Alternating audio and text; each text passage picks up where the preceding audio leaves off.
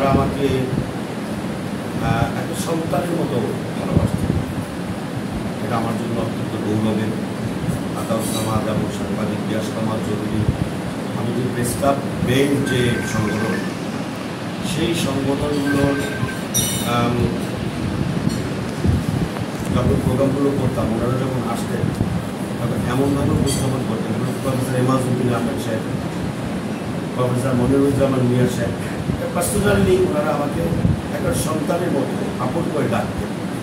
আমার জীবনে আল্লাহ পাক অনেক সম্মান দিয়েছেন। পরবর্তীতে আমি যখন 2006 সালের 1/11 সৃষ্টি হল, 1/11-এর সময় জাতীয়তাবাদী শক্তিকে নিঃশেষ করে দেওয়ার জন্যই 1/11 এসেছিল। সেই সময় 1/11-এর ওই অগণতান্ত্রিক ফখরুদ্দিন মঈনুদ্দিন সরকারের বিরুদ্ধে কেউ কোনো কথা বলার কোনো সুযোগ ছিল না। সমস্ত নেতাকর্মীদেরকে তারা গ্রেফতার করে গেছে। আমি তখন বাংলাদেশ জাতীয় পার্টিতে থাকা অবস্থায়ও স্বাধীনতা ফোরাম, আমার একটা নন পলিটিক্যাল অর্গানাইজেশন আছে, স্বাধীনতা ফোরামের নামে জাতীয় প্রেস ক্লাবে বিভিন্ন টাইটেলে গণতন্ত্রের পক্ষে ভূমিকা পালন করেছি। সেই ভূমিকা পালন করার সেখানে তখন আপনার সিনিয়র সাংবাদিক আমানুল্লাহ কবিরের কথা আপনাদের মনে আছে, এরপরে মাহমুদুর রহমান সাহেব, তারপরে তখনও গিয়াস কামাল চৌধুরী সাহেব নিযুক্ত ছিলেন, বিচারপতি আব্দুর রৌফ সাহেব, এনাদেরকে দিয়ে বিভিন্ন অ্যাঙ্গেলে বিভিন্নভাবে আমরা গণতন্ত্রের পক্ষে ভূমিকা পালন করার চেষ্টা করছি। এবং 2008 সালের দল নিবন্ধন করার পরে 9 সালের যে নির্বাচন হয়েছিল, সেই নির্বাচনে আমি বাংলাদেশ জাতীয় পার্টির নিবন্ধিত প্রতীক ছিল।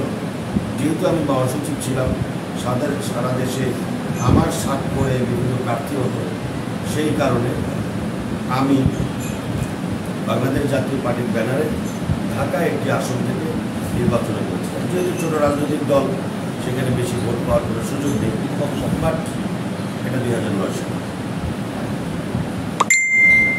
সদর আসনেও একটা দাখিল করেছিলাম, যেহেতু বাড়ি।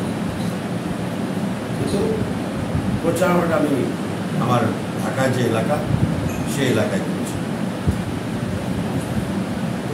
তো সেই নির্বাচনের পরে আওয়ামী লীগ যখন ক্ষমতা আসে, এটা একটা পাতানো সাজানো একটা নির্বাচন ছিল।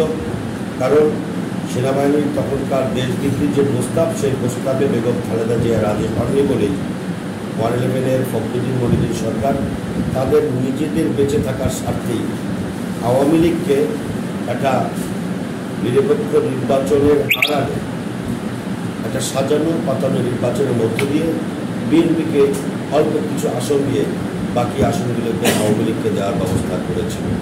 এটা আপনাদের যারা সিনিয়র তাদের মনে থাকার কথা।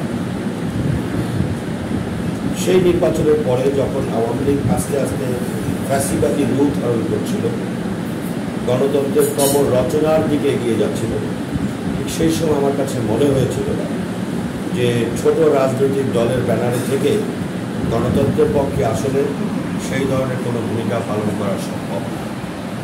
আমি আমার তৎকালীন চেয়ারম্যান প্রবীণ রাজনীতিবিদ শ্রদ্ধাভাজন প্রফেসর এম এ মতিন সাহেবকে যখন বলেছিলাম, তিনি বলেছিলেন যে আওয়ামী লীগ একটি ভয়াবহ শক্তি, আওয়ামী লীগের থাবা এবং আওয়ামী লীগের আচরণ সম্পর্কে তোমার এখনও বোঝার বয়স হয়নি। যার কারণে তাকে নিয়ে আমি আসলে আওয়ামী লীগ ফ্যাসিবাদ বিরোধী আন্দোলনে ভূমিকা করার মতো অবস্থা আমার ছিল। সেই কারণে আমি চিন্তা করেছি যে জাতীয়তাবাদী রাজনীতিতে বা গণতন্ত্রের পক্ষে যদি ভূমিকা পালন করতে হয়, তাহলে একটি বড় রাজনৈতিক দলের প্ল্যাটফর্মে যাওয়া উচিত। সেটা চিন্তা করে আমি দেশনেত্রী বেগম খালেদা জিয়ার চারপাশে যারা রয়েছেন তাদের সঙ্গে যোগাযোগ করে, নেতৃবৃন্দের সঙ্গে কথা বলে, তখন আমি দেশনেত্রী বেগম খালেদা জিয়ার সঙ্গে যোগাযোগ করে এবং তার সঙ্গে দেখা করি। এই দেখা করার সময় উপস্থিত ছিলেন তৎকালীন ভারপ্রাপ্ত মহাসচিব, বর্তমানে তিনি মহাসচিবের দায়িত্ব পালন করতেন মির্জা ফখরুল ইসলাম আলমগীর, এবং এর আগেই অনুষ্ঠানগুলোতে আমাদের দুঃসময়ের যিনি মহাসচিব ছিলেন খন্দকার দেলাওয়ার হোসেন সাহেব, তিনিও আমার বিভিন্ন অনুষ্ঠানে এসছেন, এবং মির্জা ফখরুল ইসলাম আলমগীর সাহেব তখন বিএনপির ভারপ্রাপ্ত মহাসচিব ছিলেন, তিনিও আমার সঙ্গে খুব ভালো, আমার সঙ্গে কানেকশন ছিল, উনিও আমার তৎপরতাগুলো দেখেছেন। ওয়ারেন্টে তিনি জেলের বাইরে ছিলেন। প্রফেসর মাহবুবুল্লাহ সাহেব, জামাজুদ্দিন সাহেব, তারা 111-এ ওতপ্রোতভাবে আমাকে বিভিন্ন অনুষ্ঠানে এসে সহায়তা করেছে।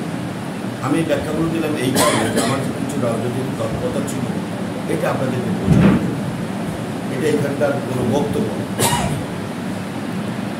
দেশনেত্রী বেগম খালেদা জিয়ার সঙ্গে আমি দেখা করার আগে বিএনপির তৎকালীন মহাসচিব সহ সিনিয়র কয়েকজন আমাকে রুমে ঢোকার আগে বসে বলেছিলেন যে আপনি ছোট রাজনৈতিক দল হলেও আপনার তো নিবন্ধিত একটা রাজনৈতিক দল, আমার এখানে আপনার একটা বড় পদ আছে, আপনি যদি এত বড় দলে আসেন তাহলে আপনার কিন্তু পজিশনটা থাকবে না, এই সমুদ্রের মধ্যে আপনি হারিয়ে যাবেন। আমি বুঝাতে পারছি, আমাকে এভাবে বোঝানো, বরং আপনি আমাদের এরপরে 1 সপ্তাহ পরে, আমি 2011 সালের 29 সেপ্টেম্বর ম্যাডামের দলে যোগদান করি, এবং ওই বছরে পরের মাসে অক্টোবরে সম্ভবত অলি আহমদ সহ 18 দলীয় জোট গঠন হয়েছিল। আমাকে বলেছিলেন যে আপনি বরং আপনার দল নিয়ে আমাদের জোটে মার্চ করেন, জোটে আসলে আমরা